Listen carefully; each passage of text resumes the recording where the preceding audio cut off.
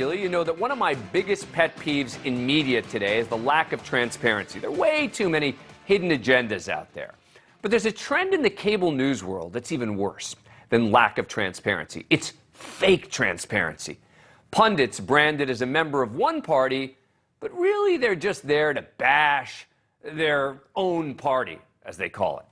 In some cases, these pundits have made a complete 180-degree shifts in their ideologies, and yet the networks want to perpetuate the illusion. And the left and right-leaning media are both guilty of this.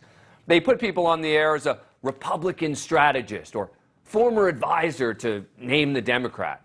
And then the pundit speaks as though they're a credible source criticizing their own party. Let's start on the right. Take my old pal Geraldo Rivera, who's become a regular co-host on Fox's afternoon debate show, The Five.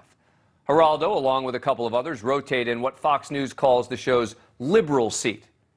Geraldo Rivera, the same Geraldo who told the Cleveland Plain Dealer last year he was considering a run for the Senate as a Republican. The same Geraldo who considers Donald Trump a lifelong pal. This is Fox's liberal. The same Geraldo who, earlier this week in an interview with Sean Hannity, delivered a full-throated endorsement of Dr. Mehmet Oz.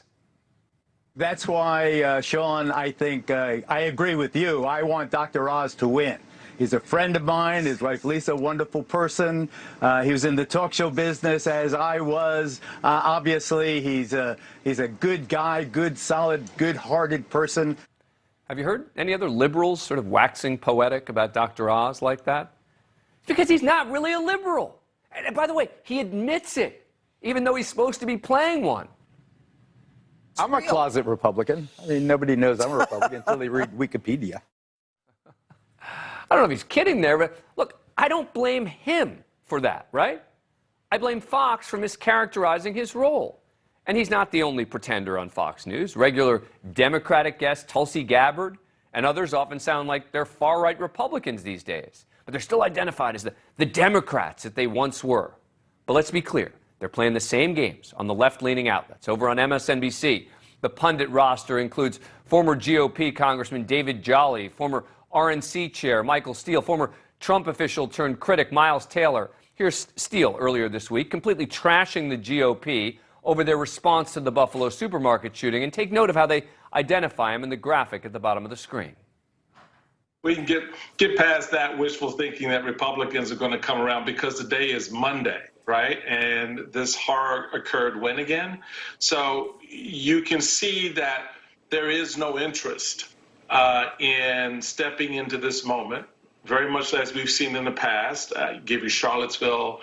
I give you, any number of examples where the voices on this side of the aisle have been not just muted, they've been sewn shut, because of the embrace of a level of white nationalism that brings forth cash and votes, which in the political ethos are the only two things that matter in a moment like this. Now, look, I think Steele's a very good analyst, and I agree with him on a lot of things. But do you see how the network is billing him? MSNBC puts Michael Steele out there as former RNC chair, which is technically true. But it would be more accurate to say former RNC chair who's become totally disgusted by the party. Maybe even a rhino. The network is passing him off as an active Republican. While he may be technically, Michael Steele, as you just heard, certainly does not reflect the position of most Republicans anymore. Then over at CNN, they've got Ana Navarro, former Trump staffer Alyssa Farah Griffin, former George W. Bush staffer Scott Jennings. Navarro in particular is constantly denouncing Republicans over a variety of subjects while still draping herself in the GOP cloak. On Monday, she unleashed this in the wake of the Buffalo shooting. There are some Republicans like him, Liz Cheney, publicly condemning it. Thank goodness for them. But where's everybody else, Anna? Hiding under a rock because they know they bear responsibility and because they know they've been complicit with this incredible amount of bull that's coming out of the Republican Party, these made-up, manufactured culture wars against gays, against Latinos, against black people, you name it. Is it CRT? Is it GRT? Is it don't say gay? And it's about driving people to the polls through fear, through anxiety, through angst, instead of offering ideas and solutions. And that can't be the fallback plan. Listen, great replacement theory used to be a fringe theory for crazy people, but it's been embraced by mainstream Republicans. All right, so it seems pretty clear she's got little use for the Republican Party. She was a Republican strategist once upon a time, even though apparently she insists she's still a member of the party. Anna and I have this argument all the time. I always say, why are you still a Republican? Now, she provides an answer there about Lincoln, et cetera, and the party. But to be very clear, while I don't agree with everything these pundits say, I'm not criticizing them for what they're saying. Many of them are in the end political moderates, as am I. My issue is that on both sides, the partisan media is all about making their hyper-partisan audiences feel validated. When an MSNBC viewer watches former RNC chair Michael Steele agree with them, they inevitably say to themselves, aha, I was right. Even a Republican like Michael Steele sees it my way. Feel like they've won. They keep watching because they're happy. Try to find the most conservative, quote-unquote, Democrats if you're at Fox, or the most liberal Republicans if you're at MSNBC and CNN, and it works. Joining us now is Aidan McLaughlin. He's the editor-in-chief of Mediaite.com, which I founded. Aidan, thanks so much for coming on the show. Appreciate it. All right, so what do you make of this? This isn't a new phenomenon. I think it's a phenomenon that became particularly acute during the Trump years, when networks got increasingly partisan. They also sought to shield their audiences from the other side of the aisle. You notice that particularly on MSNBC and Fox News. MSNBC, there was this comical part of the Trump era when you'd have Republicans going on and criticizing Trump for passing tax cuts. Right. Which was traditionally a very Republican position to hold. But because Trump was doing it, you had these former Republicans coming on and lambasting him for it. Over on Fox News, we had, particularly in the last year of the Trump presidency, a real purge of any of the liberal voices that were on Fox. Now, typically they were on Fox to be a foil. On the 5, there was the liberal chair, as you mentioned. On a show called Outnumbered in the Day, there was always the liberal guest. They spent a lot of time getting yelled at. But now they don't exist anymore on the network. Those liberal hosts have gotten less and less time on air.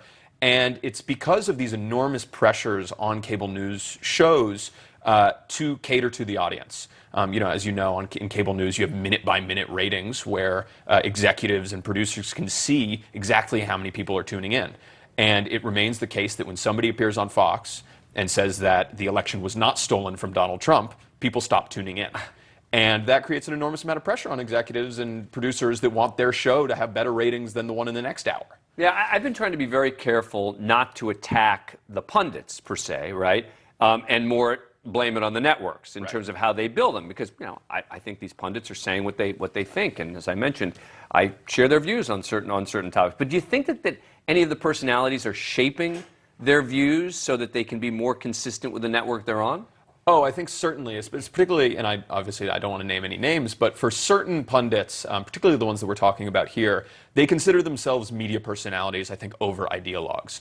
Particularly when you had the raft of pundits that were exiting the Trump administration and then landing in cable news. I think a lot of them were, who were perfectly happy to defend the Trump administration when they were part of it, then went and got these nice cable news contributor deals or hosting gigs, at The View on MSNBC, are perfectly happy to say, okay, actually the Trump administration was terrible, I renounce it, and to basically change their position on that. So I think that was a big incentive, to get on air on cable news. You pretty much have to be, the audience has to like you. And right now, the way to do that is to agree with the audience or to cater to them. And particularly if you are, let's say, a former Republican or a former Trump official, networks are really going to like you criticizing Trump and criticizing Republicans. Right. That's the goal, right? Is to find the people who've got the right sort of resume to then beat up on their own party. Right. And it validates the audience. Right. They can say, okay, it's not just people that agree with me. Right. Even this person, as you said, even Michael Steele, the former head of the RNC, agrees that Trump is crazy. And look, this is why I've said before that I think transparency is so important. It's why I try to share with all of you where I'm coming from on particular stories, so then you can decide. You can say, all right, look, Dan at least told me where he's coming from. Okay, I may agree with him, I may disagree with him, but at least I know where he stands now, and I can decide for myself. Aidan McLaughlin, thanks for coming on the show. Appreciate it. Thanks, Dan. Thank you for watching. Click the red subscribe button below so you can get more of NewsNation's fact-driven, unbiased coverage.